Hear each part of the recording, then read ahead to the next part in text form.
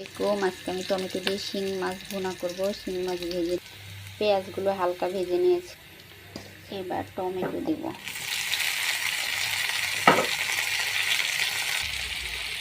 এবার লবণ, হলুদ,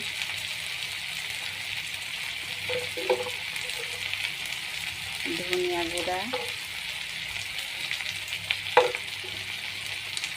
এবং মরিচ দেব।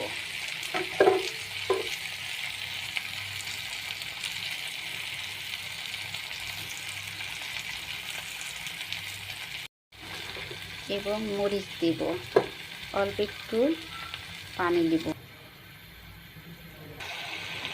টমেটোগুলো ছেনির সাহায্যে তুলে দেব।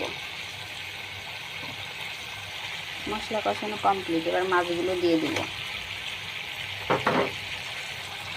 কিছুক্ষণ এইভাবে কষানোর পর অল্প একটু পানি দিব।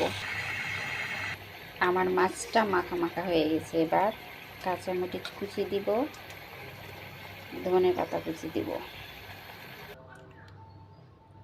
কমপ্লিট আমার টমেটো দিয়ে শিং মাছ ভুনা। এভাবে রান্না করলে অসম্ভব